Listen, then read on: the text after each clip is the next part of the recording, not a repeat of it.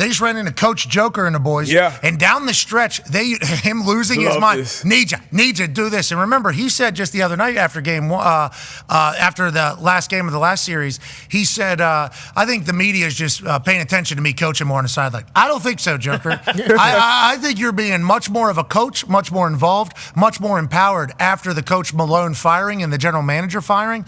I love everything I'm seeing out of Denver. And I do wonder if there's a chance that maybe those players were done with Malone. I think you might be right. And I do wonder if there was a chance those players were done with the building, with what GM was doing. Hey, we're a great team. We've won a championship. Maybe they didn't like the way things were going. So the owner decides to get rid of coach and GM. I wonder if there was a players' meeting that's like, hey, they did what we want. Now it's on us. Because how they've looked and how they've executed and how they've been playing, this Denver Nuggets team looks like they can win a ship. We talked to some basketball people. Q Rich says, you fire your coach and GM a week and a half before the playoffs, you're basically saying this year we're not going to win. Mm-hmm. What if they said the complete opposite? What if there was a chance that there was convo with Joker and Gordon and Murray and Braun and the boys over there and Russell Westbrook, who hucked up a sweet three at the end, maybe we could have won that thing. Perfect form, great confidence, maybe he makes that fall. But what if there was a chatter with the team and Joker and the boys said, we're good, we got this. We know what we got to do. Yeah. We have enough maturity on this team. We have enough championship pedigree.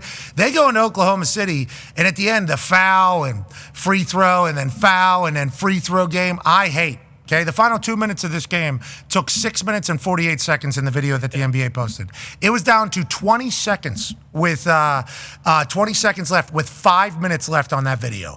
And that's because the fouling and the free throws and the fouling, they were able to foul Chet Holmgren. He misses. They get down the other end. Aaron Gordon drops a three in their eyeball, and all of a sudden they go from losing game one in Oklahoma City with just seconds left to stealing one in Oklahoma City because the way they played the game. D-Butch, I love this Nuggets team, and I like the fact that the players might have been challenged by the fact that we're moving on from the coach and GM. This is your team now. Joker's obviously taking control. I love how much ownership they're taking. If you run it back to the top Fox with Joker on the sideline, the first thing I look at as a former player, obviously football, not basketball, but as a former player, is on the sideline with him talking to the guys, looking like the coach, the players around, how bought in are they? How locked in are they to what he's saying? Like, that's what I look at, because we know a lot of guys can get in this moment, and it's like, okay, it's for the cameras, or it's a time to be a leader, it's time to say some shit on the sideline, but you can tell it's legit just based on how the guys around him are looking at him. You know the respect they have for him, because he goes out there, he puts it on the line all regular season, he'll put up 40-plus minutes,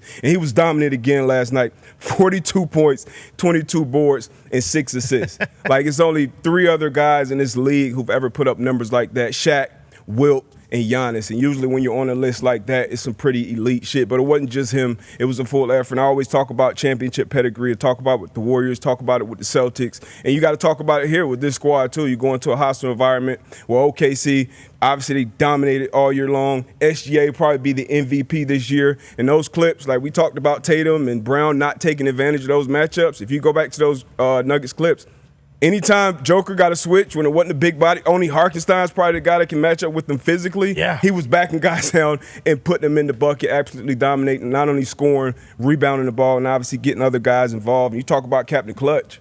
I know it's Brunson right now, but Aaron Gordon, on this playoff run, we had the dunk tip back at the rim a couple games ago, and then obviously the big-time three here to seal this one after Chet missed those free throws. Aaron Gordon actually knocked down 2 huge free throws down the stretch, too, so just an all-around effort by this squad. I love this Nuggets team. Oh, yeah. I like that. I mean, I don't know anything about basketball. I don't know anything about it.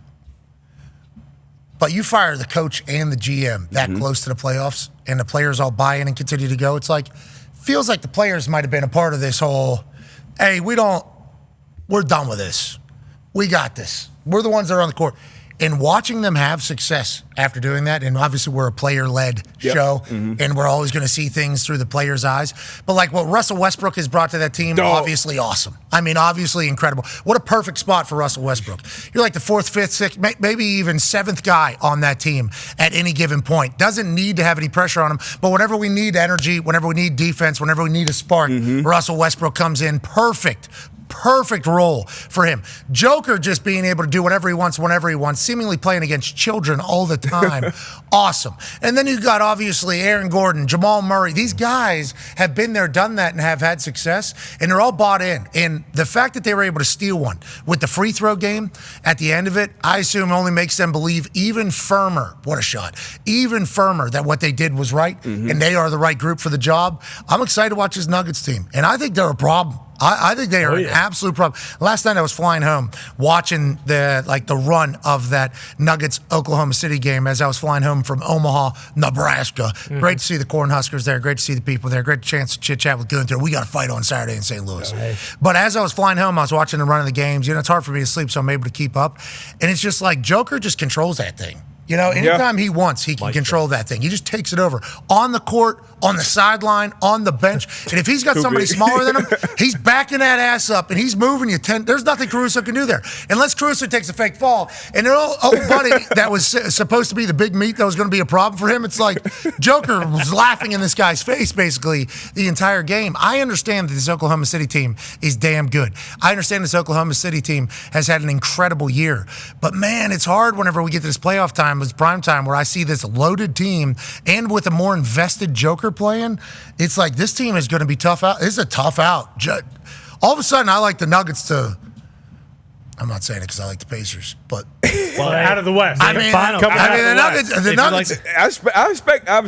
I expect this to be a 6-7 game series. Yeah, we expect OKC to bounce back and respond. But this is because, like you said, coming into it, I think before we went live, you're like, this wasn't a big upset to me because outside looking in, you're looking at, hey, Joker is probably the best player in the NBA. So I don't think that's probably anymore, right? He is. Joker's the best player in the NBA. He's the best player in the NBA, but SGA will win the MVP this year. Most valuable player. Most best player. We've had that conversation. Joker could win it. As an outside fan looking in, it's like, why is he a 9-point underdog, the team that he's on? But OKC has been dominant. I think Greeny called them possibly one of the best teams ever. Oh, yeah, he did. Yeah. So we'll see. I expect them to bounce back, and this is their opportunity to kind of make a real name for themselves on the global stage. Nuggets, if you do like them, they are not just to win the championship, but just to win this series, up 1-0, they are plus 260 to win this series. Yeah, that's what I'm saying. Joining us now, ladies and gentlemen, is a man who played in the NBA for 20 years. He's a 3-time Sixth Man of the Year, formerly an 8th overall pick in the year 2000. Still a young man.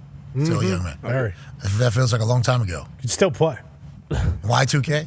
Quarter century. That's a long time ago. This guy still got it, though. I'm watching highlights of him playing pickup basketball. I believe he's coaching at this point. Obviously, he's a Michigan alum. Ladies and gentlemen, Seattle guy, Jamal Crawford. Yeah, Jamal. Mr. Crossover, thank you for joining us. How you doing, brother? I'm great. Thanks for having me, y'all. Appreciate it. Okay, so I'm a football stooge, doofus, okay? Watch, obviously, the NBA more so in the playoffs, and I watch the Pacers throughout the entire season. I try to keep track of everything going on, but not as dialed in until playoff time comes, when every game but the Pacers games are on primetime. So, with that being said, Joker in this team, and we've talked about it ad nauseum because I think it's a big deal. You fire your coach and GM that close to the playoffs. Is that a sentiment of players are done with these guys and they want to move on by themselves? Is that a sentiment of we're going to mail it in for this year? Why do you think that decision was made? And do you think it has empowered Joker and the boys more so than ever before? Because I feel like that's what we're seeing from a Joker who's more animated, more vocal, feels like he's taking on a bigger leadership role publicly. Is that from the firing? And do you think that was the purpose of the firings that happened, Mr. Crossover? I think Joker's always been that leader. I think we see it more now, and he may step up his leadership more vocally and publicly because it is a younger coach in David Adelman. But you got to give props to Mike Malone as well because he set the tone for this team, and he helped make this team a championship team. And sometimes when you're a championship level team, when this time of season comes around, that's when you dig in. You're like, okay, it's time. So I'm not saying that's why he got fired, but it could be a rallying cry they're using to kind of bowl together because right now they look dangerous. And Joker is the best player in the world, for sure. Okay, so you agree with our sentiment he's the best player in the world. Feels like he can take over at any time. Legitimately feels like he can take over at any time. His assists are wonderful. Obviously, he can pull boards. He can shoot threes. He can back it down. He can do it all. And it feels like the boys around him know exactly what he wants from them. And, the NHL, we were talking to Biz from the Spit and Chicklets podcast and TNT's coverage, and they were talking about these coaches getting $6.5–7 million a year. And Biz was like, coaches in the NHL, like, you can only do so much because it's such a read and react type sport. So coaching matters, but not really as much as people might think in maybe some other sports. When it comes to basketball, and I'm saying Joker is currently coaching that team, is that potentially true? And how much does coaching matter, especially in these playoff games and these big spots? Coaching matters so much because that's when you can show the difference. Great players want to be coached. Yeah, most of the time they can figure out the problem 99% of times. But I said a couple years ago, Joker wasn't playing against the player he's playing against anyway. He's playing against your coach.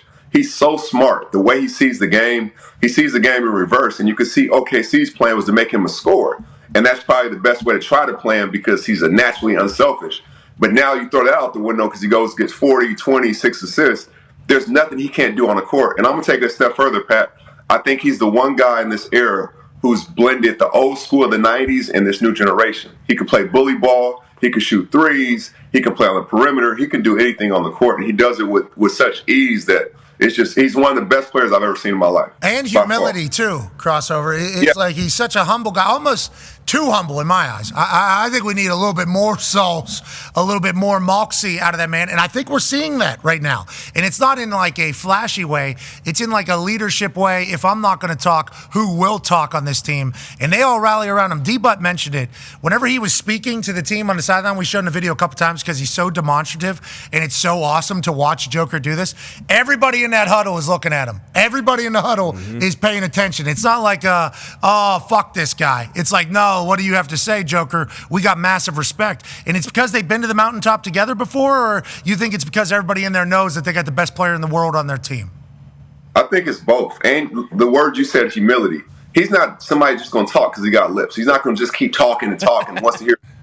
He's going to talk when he has something to say and when he means it. And when he talks, he has everybody's full attention. He's been the best player for a while now. I think now he reminds all of us that, yeah, I'm the best player. And the coldest part is it's not like he's trying to be. He's not campaigning for it. He's just doing it and leading his team. Yeah, who's the new face of the league? Who's the new face of the league? It's like, well, there's this big Serbian guy. He might be the face, but he ain't going to be the voice. And now he's starting to talk a lot more. He's not just talking because he has lips. Love that. Love that line. Going to start using it and acting like it's mine. D-Bud has a question for you, Mr. Crossover. Yes, sir. Jamal, so you were 3-time Sixth Man of the Year. So I want to ask you about we know the star players and the big, faces of the league per se, but who's that biggest X factor you think left in the playoffs? I know every team kind of has their own guy, whether it's Russ or Derek White, whoever that is. Who's the biggest X factor in your opinion left in the dance?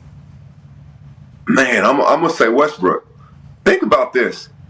3 years ago, people tried to cancel Westbrook. Oh, he's a vampire in the locker room. He's this, he's that. And all accounts I've ever talked to all his teammates, they love him. He's one of their favorite teammates. He brings life. He's not the perfect player, but he's a Hall of Famer, and he got moxie, and he got heart. And he just, the big moments, the bigger the moments, the better Russ is. And he's bringing a whole different swagger. He's that one X factor you can't prepare for. He'll get an offensive rebound. He'll hit a big three. The Clippers try to go under, make him a shooter. He hits 3 threes in that game and takes him out. And then hangs on the rim like he's playing in Summer League to get a technical to send a message. Like, Russ is that X factor. So we love to see him do well. I absolutely love watching Russ just because, so what? He might not have the most pure jump shot. Sure. So what? He might fight a fan. Mm-hmm. So what? He might be a little fiery. He is the same person all the time. Every time. Every single time.